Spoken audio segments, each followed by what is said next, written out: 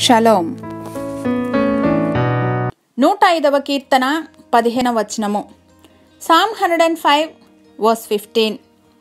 నేను అభిషేకించిన వారిని ముట్టకూడదనియు నా ప్రవక్తలకు కీడు చేయకూడదనియు ఆయన ఆజ్ఞ ఇచ్చి, Do not touch my anointed ones, do my prophets no harm. ఇశ్రాయేలీలు అరణ్య మార్గం గుండా ప్రయాణిస్తున్నప్పుడు దేవుని కాపుదలను కృపను ఎంతగానో అనుభవించారు.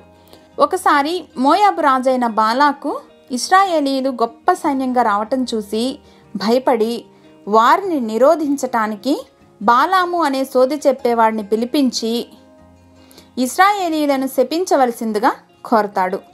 మొదట బాలాము తిరస్కరించిన ధన ప్రలోభానికి లొంగి వారిని శపించటానికి నోరు తెరుస్తాడు. But something amazing happened here. శపించటానికి నోరు తెరిస్తే నోటి నుండి ఆశీర్వాదాలు వచ్చాయి.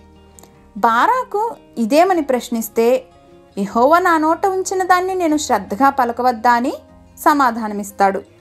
ఇదంతా అసలు ఇశ్రాయేలీలకు తెలియనే తెలియదు.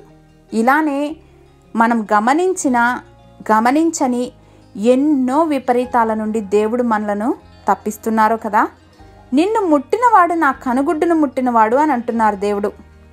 దేవుణ్ణి మన రక్షకునిగాను అధికారిగాను అంగీకరించిన తరువాత తన బిడ్డల యొక్క సంరక్షణ విషయంలో మన దేవుడు రోషము గల దేవుడు. హల్లెలూయా. సర్వ సైన్యములకు అధిపతియగు మా తండ్రి, మీ ప్రేమకై వేవేల వందనాలు సమర్పిస్తున్నాం. అనేక మార్లు మీ ప్రేమను సంరక్షణను గ్రాంటెడ్గా భావించిన క్షణాలను బట్టి మమ్మల్ని క్షమించండి తండ్రి. Open our eyes to see how much you bless us in each moment of our life. In Jesus' name, Amen.